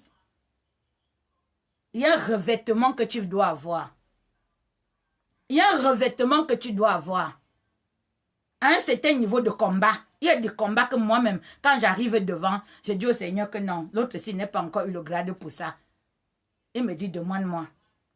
Quand je lui demande, une fois, on avait un entier dans la cellule de prière ici, et on lui avait mis un esprit qui le faisait souffler comme l'avion. Il faisait... Pendant, dès qu'on priait, il commençait à souffler comme ça. Un jour, ça m'a révolté. Je me suis levée, j'ai dit, mais aujourd'hui, là, je vais en découdre avec. Et je fais n'importe comment, ça ne marche pas. Je fais n'importe comment, ça ne marche pas. À un moment donné, je lève les mains à l'Éternel. Je dis, maintenant, donne-moi l'arme qui va combattre ce démon. Tout de suite, j'ai senti mes mains. C'était comme si mes mains étaient devenues que des braises et tout. Quand j'ai touché ma main, il a crié. J'ai eu peur que les voisins allaient appeler la police. C'est pour ça que j'ai dit que je ne fais plus de délivrance chez moi. Je ne fais plus de délivrance chez moi. Alléluia. Oui. La personne a crié. J'ai eu peur qu'on appelle la police. Parce que quand il part souvent, il pousse un cri de détresse, il part. Parce que tu l'as vaincu.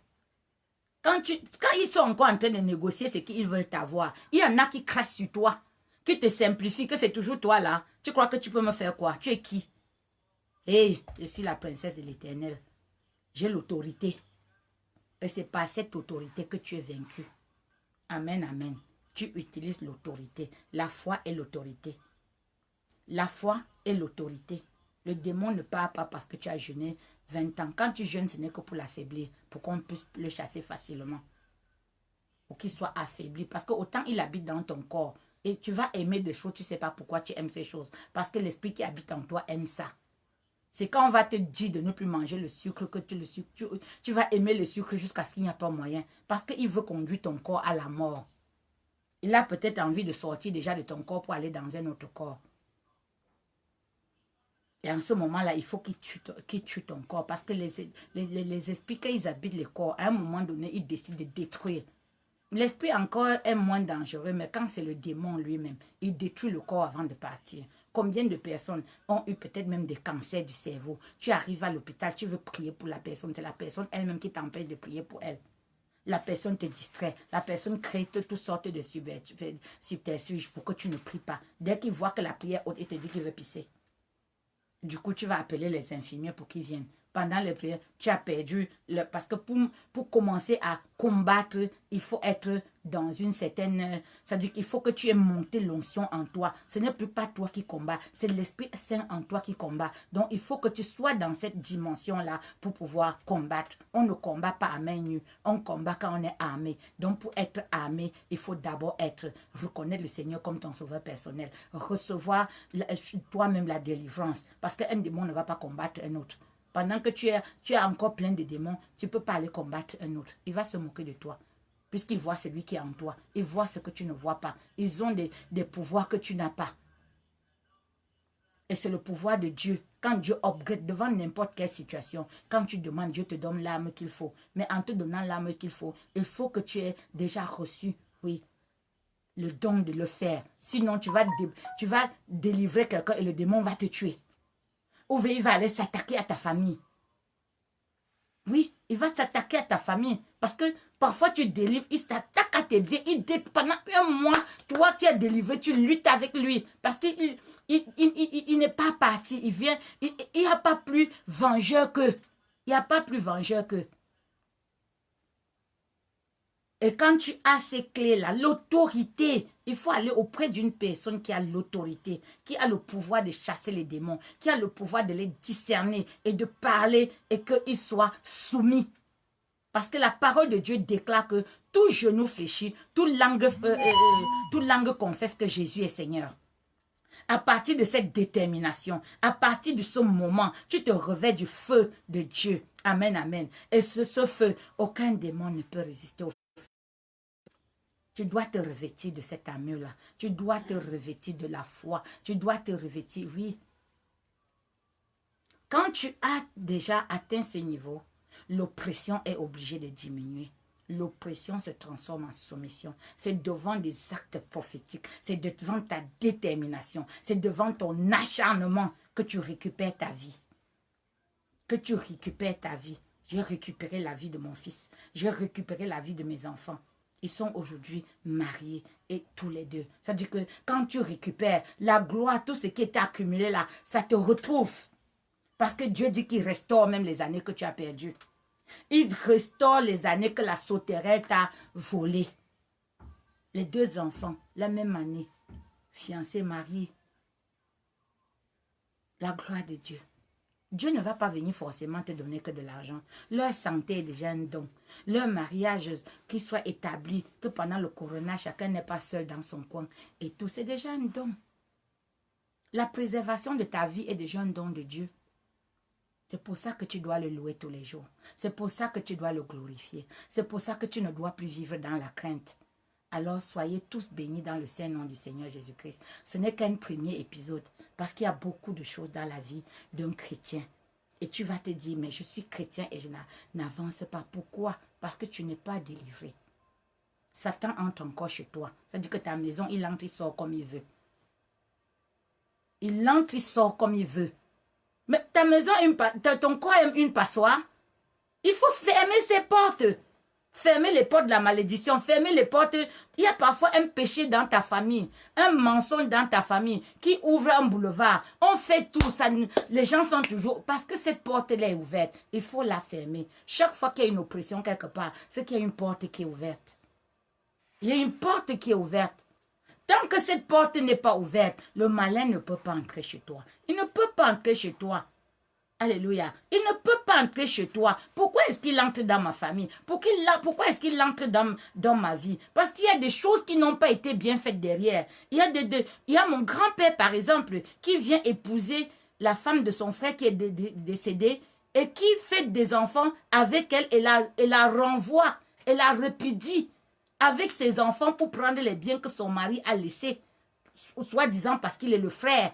Il repousse les ayants droit pour prendre les biens. Ça attriste Dieu. Et du coup, il y a des malheurs qui tombent sur la famille. Amen, amen. Fais le diagnostic de ton arbre généalogique. Qu'est-ce qui revient tout le temps? Qu'est-ce que ta mère a eu, que tu as et que ta grand-mère a eu? Oui. Regarde autour de toi et quand tu vas voir ça, tu sauras quel genre d'oppression tu as. Et à partir de l'oppression, on saura quel démon est celui qui produit cet effet-là. Il y a le discernement des esprits. Dans le discernement des esprits, on les reconnaît par leur manière d'opérer. Amen, amen. Il y en a qui se présenteront à toi, qui vont même te dire je suis tel. Mais la plupart, ils ont un modus operandi. C'est-à-dire qu'ils ont une façon de procéder. La sirène des eaux va toujours te laisser un peu de quoi manger et tout. Mais dès qu'on l'attaque, la sécheresse s'installe. Parce qu'elle part avec tout ce qu'elle avait, puisque c'est un démon de luxure. Elle part avec tout ce qu'elle a amené. Donc, Dieu te dépouille, te dépouille d'abord pour mieux te rhabiller ensuite. Il enlève tout ce qui n'est pas de toi. Vous avez vu Josué, les vieux vêtements, avant qu'on le rhabille. Vous avez vu l'aveugle. Bartimée a d'abord jeté son manteau avant d'être guéri. Quand il s'est levé, il a jeté sa caisse. Donc, il a jeté l'argent qui était des dons qu'on lui donnait. Son lot que Satan avait prévu, la mendicité, ce qu'on allait lui donner, qui allait le maintenir à l'endroit où il était. Il jette d'abord ça. Il jette son manteau et il va vers la guérison. Alléluia. Soyez tous bénis dans le saint nom du Seigneur Jésus-Christ. Nous avons culte à 17 h tout à l'heure. Si vous voulez faire part de Il y a mon numéro de téléphone 07, je dis bien 07 67 54 18 66. 07 67 54 18 66. On a un groupe Facebook dans lequel tu entres d'abord, tu t'imprègnes et après, si tu as des dispositifs Zoom, tu assistes à nos prières. On le fait en ligne. Il y a un programme dans la maison de la prière. Soyez tous bénis au Seigneur du Seigneur Jésus-Christ. À mercredi, parce que nous allons encore aborder des thèmes qui vont nous édifier dans notre vie. Soyez tous bénis dans le Saint-Nom du Seigneur Jésus-Christ. Que la main de Dieu soit sur vous. Que la grâce de Dieu vous délivre. Que la faveur de Dieu vous délivre. Il y a beaucoup d'actes qu'on peut faire pour se délivrer. Même demander à Dieu la grâce. Parce que tant que c'est une porte qui est ouverte, c'est la grâce de Dieu qui peut fermer cette porte. Surtout si nous ne la connaissons pas. La grâce de Dieu peut fermer cette porte et que nous soyons délivrés. Et pendant que tu te délivres, tu délivres ta famille, tu délivres peut-être ton époux, tu délivres tes enfants au nom de Jésus. Passez par la case délivrance, c'est obligé. J'y suis passé et c'est pour ça qu'aujourd'hui, je vous parle de ça vraiment avec cette foi que je sais que le Dieu a pour nous des projets de bonheur et non de malheur. Au nom du Seigneur Jésus-Christ. Amen.